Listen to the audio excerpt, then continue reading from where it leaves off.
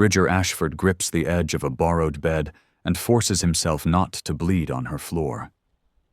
Jubilee Dalton closes the door anyway, locks it. She knows who he is now, and loving him means choosing who she's willing to lose. The house sits just beyond the town's lamplit edge, where the road turns quiet and the law stops knocking after dark. Wind presses against the windows. Somewhere in the distance, a horse stamps, impatient to leave. This is not a place meant for staying. It's a place for passing through, and both of them know it. Jubilee Dalton is the sheriff's daughter, raised to believe that right and wrong are kept alive by obedience. Bridger Ashford wants her, and that is the one mistake he's sworn never to make. He should be gone by morning. He should never have said his name. She should never have touched him long enough to learn his breathing. Silence protects them. For now. If she speaks, her father's name becomes a weapon. If she stays quiet, the law bends in a way it never has before. What Jubilee doesn't yet know is that her father has already taken the trail. And when he finds Bridger, this love won't just cost her a man. It may cost her the life she was raised to defend. Bridger Ashford braces his hand against the doorframe and leaves a smear of blood on the wood. Jubilee Dalton stands in the narrow hall, lamp shaking slightly in her grip. Lamplight spills across his coat, across his shoulder, across the way he refuses to step inside. "You need to go," she says. He does not move. His breath comes shallow, measured. He keeps his eyes on the floor, as if looking at her would ask for more than he can afford. Wind pushes at the open door. Dust slides across the threshold. The night wants him back. Jubilee reaches out once, then stops herself. She has already broken one rule by opening the door. Breaking another would mean choosing something she hasn't named yet. "You're hurt," she says. He nods, no plea, no apology. His hand tightens against the wood until his knuckles pale. She looks past him. The road is empty, too quiet. Her father taught her that quiet can lie. Jubilee steps aside. The door closes behind him with a sound too soft to take back. She sets the lamp down and points to the chair by the table. He sits where she tells him, obedient in small ways, careful not to reach for her. She cuts the fabric away from his side. Blood darkens her fingers. Leather creaks as he shifts, holding back a sound. "Don't," she says when he starts to speak. He stops. She cleans the wound, wraps it tight. Her hands stay steady. Her breath does not. When she finishes, he pulls his coat on without help. "I won't stay," he says. She nods, because that is what she should want. But when he reaches for the door, she does not move to open it. And the silence between them becomes the first thing they share. Jubilee pauses on the stairs when she hears her father's boots at the door. Footsteps cross the porch. Slow. Familiar. She smooths her apron with one hand and keeps the other flat against the banister, steadying herself. The sheriff enters without looking up. He sets his hat on the table, lays a folded paper beside it. The movement is practiced, unremarkable. It still tightens her breath. "Man's hurt bad," he says. "Left blood on the road east." Jubilee nods, says nothing. Her father pours water, drinks, wipes his mouth with the back of his hand. The paper stays where it is, waiting. "He won't make it far," he adds, "but he'll try." She watches the paper instead of his face, watches how the edge lifts slightly with the draft from the door. Fabric brushes her wrist as she reaches for a cup. Her hand does not shake. "What did he do?" she asks. Her father exhales. "Enough." He leaves the room to wash up. The door creaks, footsteps fade. Jubilee does not move until the sound is gone. Then she unfolds the paper. The sketch is rough, harsher than the man who sat bleeding in her kitchen. But the mouth is the same. The name sits beneath it, printed clean and certain. Bridger Ashford. Her father's signature cuts across the bottom. Bold, final. She folds the paper again, smaller this time, presses it flat against the table with her palm. Breath in, breath out. Outside, a horse nickers. Somewhere nearby, a man she treated as a stranger is bleeding because he stayed. When her father returns, she pushes the paper back toward him. "I'll bring supper to Mrs. Hale," she says. "She's alone tonight." He nods. Proud. Unquestioning. Jubilee lifts the basket and walks out knowing she now carries a name that can ruin them both. Bridger shifts deeper into the barn when he hears footsteps on the road. Dust drifts down from the rafters as he moves. He keeps his back to the stall wall, one hand pressed hard against his side. The wound burns now. Clean pain. Manageable. Waiting is worse. Leather creaks somewhere outside. A saddle. Then lighter steps, careful ones. He does not reach for his gun. The barn door opens just enough to let lamplight spill across the floor. Jubilee steps inside and closes it behind her. The sound lands heavy in the quiet. "You should have gone," she says. He nods. He always nods when she tells the truth. She sets the basket down. Keeps her distance. The space between them is measured. Deliberate. "I saw the paper," she says. He does not ask which one.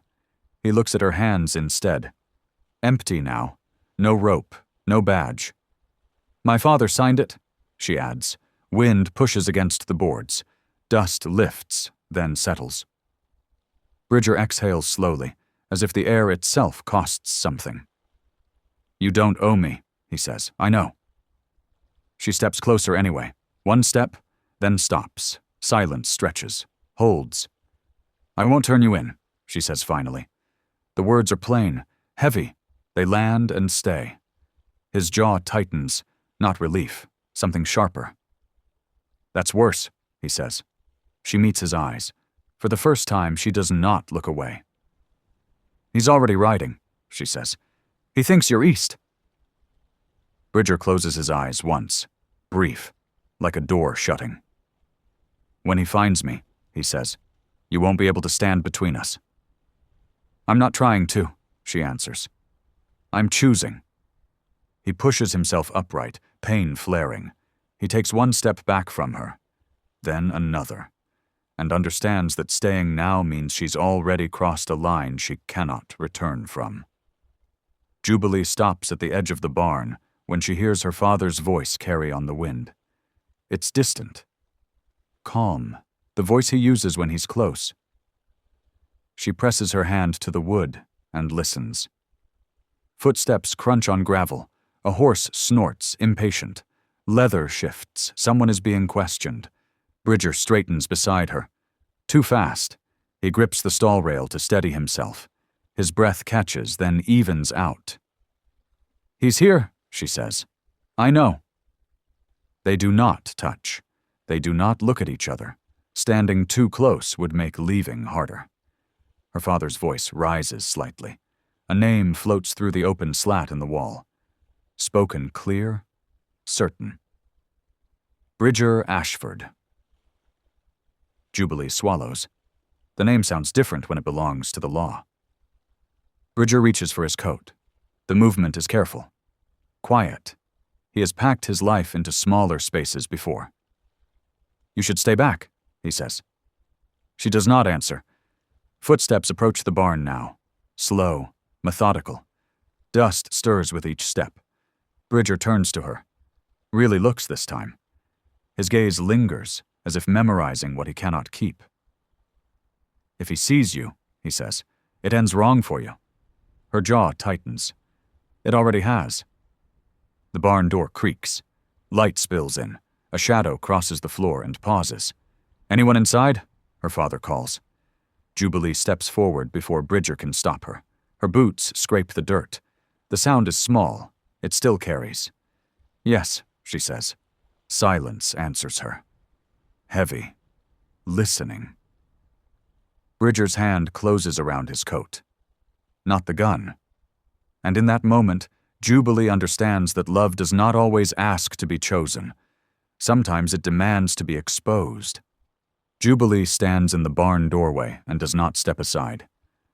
Her father's boots stop a few feet from her, close enough that she smells leather and dust, close enough to feel the weight of his attention settle on her shoulders.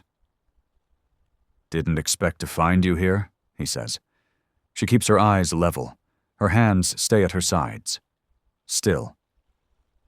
"I was looking for a stray calf," she answers. Behind her, Bridger does not move. The silence he keeps is deliberate, earned. Her father's gaze shifts past her, into the dim. He takes one step forward, then another. Each one narrows the space Jubilee has left to protect. "You see anyone else?" he asks. She shakes her head once. Simple. Clean. Wind moves through the slats. Dust lifts, then falls. The barn holds its breath. Her father studies her face. Longer than he should. He knows her tells. He taught her most of them. "You're pale," he says. "Something wrong?" Jubilee swallows. "Just tired?" He hums, unconvinced. His hand rests near his belt, not threatening. Habitual. Law carried lightly, but always present. "I'll check the back," he says. Before he can move, leather shifts in the dark behind her. Soft, unmistakable. Her father stops. Jubilee steps forward without thinking. Her shoulder brushes her father's arm. Fabric against fabric. An interruption made physical. "He's not here," she says, firmer now. "I would know." Her father looks at her. Really looks. A question forms and dies behind his eyes. He straightens slowly. "Go on home," he says. "I'll finish up." She nods, turns, walks away without looking back. Each step costs more than the last. Behind her, a man she loves remains unseen. And the truth stays buried. Only because she is willing to carry it alone. Bridger waits until the barn is quiet again before he moves. Footsteps fade. A horse rides off. The sound thins until the night swallows it whole. Only then does he straighten, one hand braced against the stall. Jubilee returns at a run, breath quick, careful not to call his name. She stops when she sees him standing. "You need to go," she says. He nods. The words agree with him. Leaving always does. She crosses the space between them and presses the basket into his hands. Inside, food wrapped tight, a clean strip of fabric, a small bottle. "I told him you were east," she says. "You can't be." Wind slips through the boards. Dust clings to her skirt. The barn feels smaller now, like it's choosing sides. "I won't outrun him forever," Bridger says. "I know." He looks at her then, not as someone passing through, as someone considering staying too long. "You shouldn't keep doing this," he says. "Every time you do, it costs you more." She lifts her chin. "So does letting you bleed out." Silence settles between them. Heavy, honest. He steps back towards the door. Each movement is careful, measured, as if distance can still be negotiated. "When I leave," he says, "don't follow." Her mouth tightens. She does not promise. Outside, the road stretches pale under moonlight. Empty. Waiting. Bridger pauses at the threshold. His breath fogs once in the cold. "If I'm caught," he says, "it won't be because I stayed." Jubilee meets his eyes, holds them. "And if you leave," she answers, "it won't be because I let you." He steps into the night. She watches until the dark takes him. And for the first time, staying behind feels more dangerous than riding away. Jubilee stops on the road when she hears the second horse. It isn't her father's. The gait is wrong. Lighter, faster, someone riding with purpose, not patience. She steps off the path and waits. Breath held, skirt brushing the earth. The rider passes without slowing, heading west. the direction Bridger took. Her chest tightens. Timing has shifted. The road has chosen. She turns back toward town and walks fast. Not running. Running would admit what she already knows. At the house, her father is at the table, cleaning his rifle. Lamplight glints off the barrel. He looks up when she enters. "You're back early," he says. "I forgot something," she answers. He nods, goes back to his work. The room smells of oil and wood. Familiar, safe in ways that now feel fragile. He sets the rifle down and studies her. Not as a sheriff, as a father. "You ever wonder," he says, "what makes a man worth protecting?" The question lands wrong. Too close, too timed. Jubilee keeps her voice even. People protect what they know. "And when knowing costs them?" he asks. She does not answer. Outside, footsteps pass the window. Voices murmur. The town is waking to a hunt. Her father stands, pulls on his coat. The leather creaks as it always has. As it always will. "I'm riding out," he says. "If I don't come back before dawn." "I know," she says. He hesitates at the door, looks at her once more, searching for something he cannot name. "Some choices follow you," he says quietly, "no matter which way you turn." After he leaves, Jubilee sits alone in the lamplight.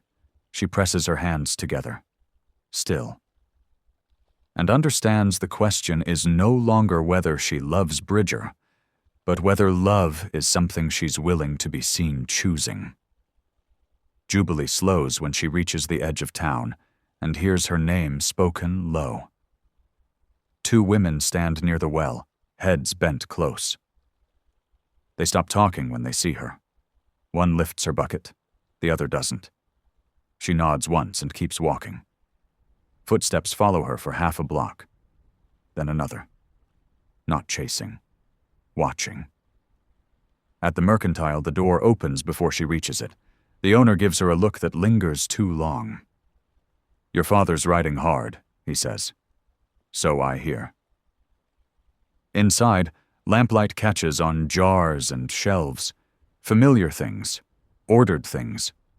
Jubilee moves through them carefully, as if any sudden motion might tip something over. A man at the counter folds a paper and slips it into his pocket when she approaches. She recognizes the edge. The ink. The same notice she folded smaller on her father's table. "You seen him?" he asks, casual, curious. "No," she says. He studies her face, breathes out through his nose, not convinced. Outside, a horse snorts. Another answers. The town gathers itself without being asked. Jubilee leaves without buying anything. At the street's end, she pauses. The road splits there, east toward safety, west toward whatever waits. She chooses west. Dust rises with each step. Her boots leave clear marks in the earth. She does not try to hide them. At the rise beyond town, she stops and listens. Voices carry on the wind now, men calling out, a name spoken more freely than before. Bridger Ashford.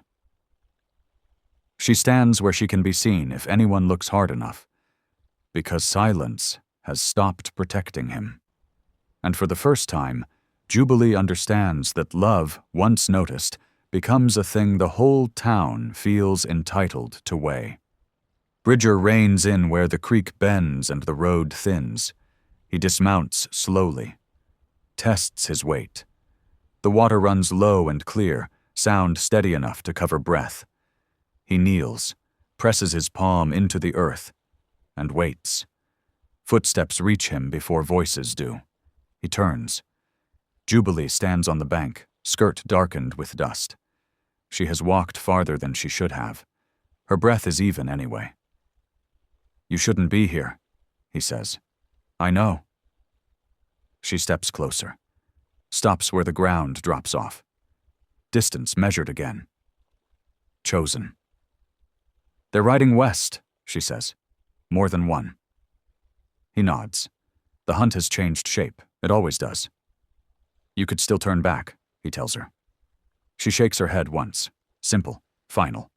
The creek moves between them, water catching light, carrying sound away. If I go home now, she says, nothing changes, not for me. He looks at her. Really looks. The way a man does when he understands what he's being offered. This ends badly, he says. For someone, she answers. He steps into the water. Cold bites through his boot. He does not flinch. He crosses until they stand close enough to hear each other breathe. I won't let them take you, she says. That's not your choice. It is if I make it. Hooves sound on stone upriver. Voices cut through the trees. Nearer now. Bridger reaches for her hand, then stops. Lowers it. Whatever happens, he says, I won't let you say it was for me. She meets his eyes, holds them. I won't let you say it wasn't. The voices call out again, closer, certain. And in the space between creek and cover, both understand this meeting has already cost them the life they could have returned to. Jubilee steps past Bridger and into the open. Sunlight strikes her face. Behind her, shadow holds him. Her boots scrape stone. The sound carries farther than she expects. She does not hurry. Hurrying would look like guilt. Stop, she calls. The voice is cut off at once. Hooves shift. Leather creaks as men settle in their saddles. Her father rides into view first. His horse slows when he sees her. Confusion crosses his face before it hardens into concern. Jubilee, he says. Get back. She stays where she is. The creek murmurs behind her. Steady. Unbothered. He went east, she says. Crossed near Miller's Bend. Her father studies her. The way he does when weighing testimony. The way he does when he wants the truth. You're sure? He asks. Yes. The word costs her more than any lie she has ever told. A rider behind him shifts. Another glances toward the trees. The moment thins.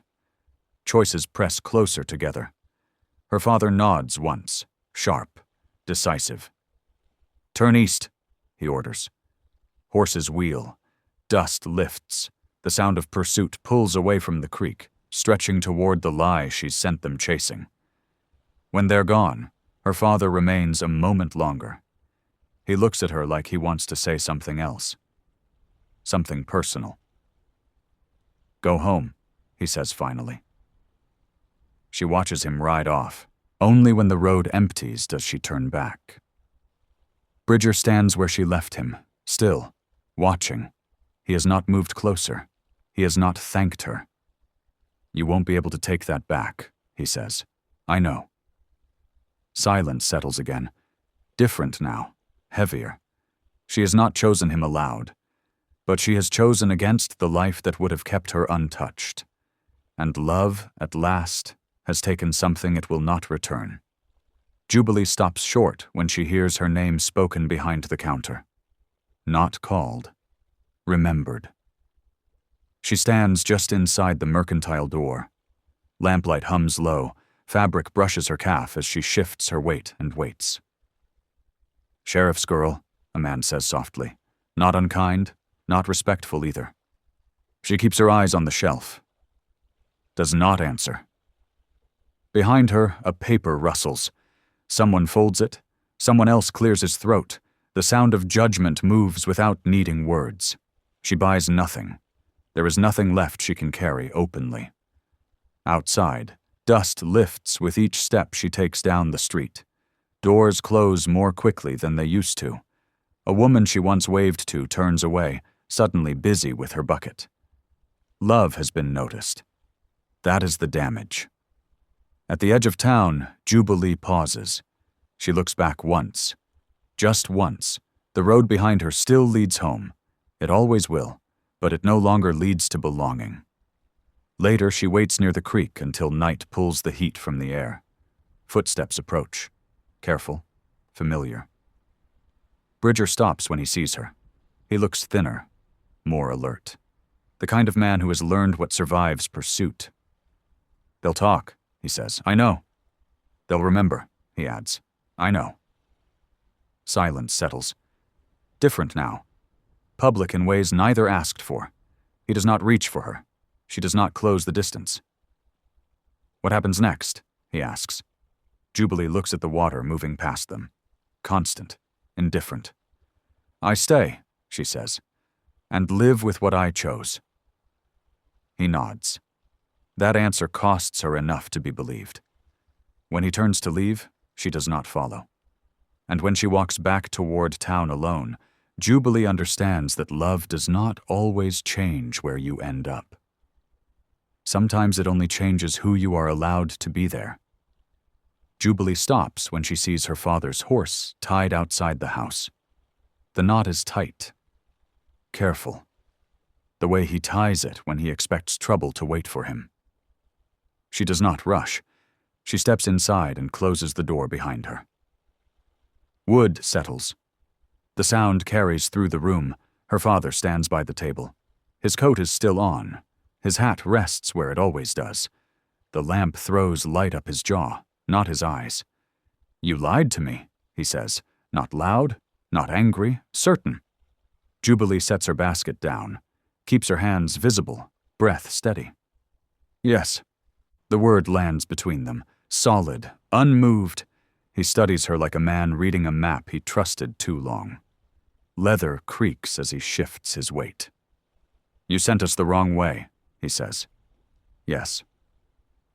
Silence stretches, tightens. There is no room left for explanation. Outside, a horse stamps. Inside, the house holds the shape of every rule she was raised under. Her father removes his hat, sets it down slowly. This takes more effort than shouting would. "You understand what that makes you," he says. She nods once. "I do." He looks at her then, not as the law, not as a man deciding what's right, as a father realizing something has already been lost. "You won't be able to stand where you used to," he says. "I know." Another pause. Longer now, the kind that settles things whether anyone agrees or not. "I won't say your name out there," he continues. "Not today." Relief flickers and dies before it reaches her face. The cost is still coming. "But you're no longer under my protection," he adds. The words strip the room bare. Jubilee swallows. Her throat tightens. She does not cry. "That's fair," she says. Her father picks up his hat, hesitates, then places it back on his head. When he leaves, the door closes harder than before. Jubilee remains standing long after the sound of hooves fades, because love has now taken something she cannot earn back, the place she once stood without question.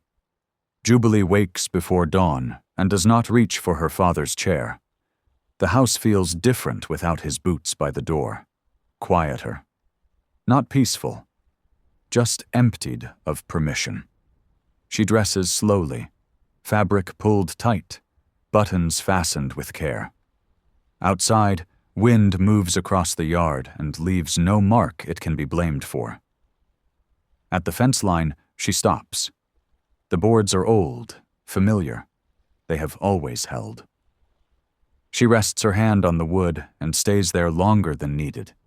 Footsteps approach from the road, not hurried, not hiding. Bridger stops a few paces back. He does not cross the fence. He has learned what lines mean here. "You shouldn't come again," she says. "I know." He looks at the house, then away. He does not ask what happened inside it. "They won't look the other way now," he says. "They already aren't." Silence settles. The space between them feels wider than distance should allow. "You could leave," he adds. "Go somewhere they don't know your name." She shakes her head once, small, certain. "This is the ground I chose," she says. Wind lifts dust at their feet. It stings and passes. Bridger steps back, one step, then another. each one deliberate. "If I stay near," he says, "it makes it worse for you." "I know." He waits, maybe for her to stop him, maybe for her to ask. She does neither. When he turns, the movement is clean, final in the way practiced men make it. Jubilee watches him go until the road bends and takes him out of sight. She does not follow. Instead, she lifts the latch on the gate and walks into the yard alone. Because love has already taken her place in the world, and staying now is not about waiting for him to return, but about standing where she no longer needs to be claimed. Jubilee stops at the creek when she hears a horse stand too still, not drinking, not resting, waiting. She does not turn right away. She lets the moment finish arriving. Bridger sits in the saddle beneath the cottonwoods. He has not crossed the water. He has not moved closer. Distance held on purpose still counts as restraint. "You said not to come again," she says. "I know." He dismounts slowly, keeps his hands where she can see them. Breath steady. The wound has closed. Something else has not. Wind moves through the leaves. Water runs low, sound enough to cover what neither says first. "I'm leaving the territory," he says. She nods. The words fit too easily. "They'll stop looking soon," he adds. "For me." She looks at the ground between them, earth worn smooth by passing feet. "And for me?" she asks. He does not answer right away. That is the answer. "I won't ask you to come," he says. "I wouldn't," she replies. Silence holds again. Different from before. This one is chosen. He steps closer to the creek's edge. Stops. Close enough that the air between them feels shared, not close enough to reach. "If I stay," he says, "you'll never stand clean here." She lifts her chin. "I already don't." A breath passes between them, measured, careful.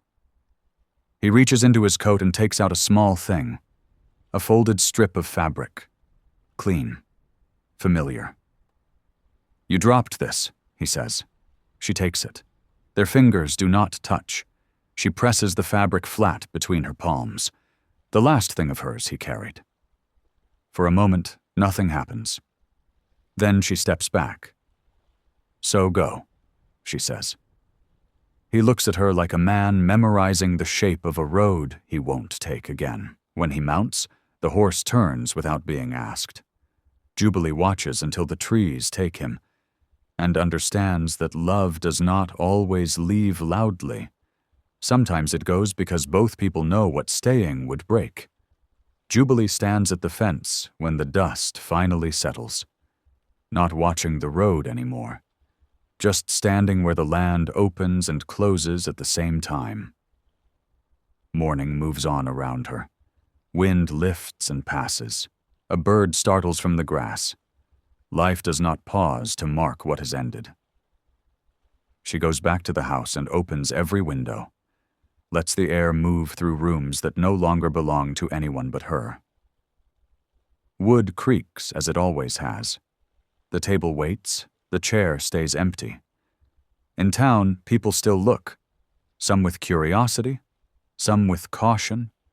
No one asks questions that matter. She answers only what is spoken aloud. At the well, she lowers the bucket herself. The rope bites her palm. She does not let go. Later, she walks the road west until the bend where sight gives up. She stops there, not hoping, not waiting, just knowing. Bridger Ashford is somewhere the land has not learned her name. Somewhere leaving is still possible. She does not imagine him safe. She imagines him moving.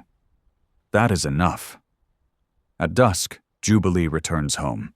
She lights the lamp and sets it by the window, not as a signal, not as a promise, just because darkness comes either way. She sits and breathes until the day loosens its grip. Love has taken her protection. It has taken her certainty. It has not taken her ground. And when night settles fully, Jubilee Dalton remains, not untouched, not rescued, but standing in the life she chose, holding the cost without looking away. If you love stories like this, you're welcome here. Subscribe if you want more Western romances. And if this story stayed with you, you can say so in the comments. I'll see it. I'm your narrator, John. Until the next road.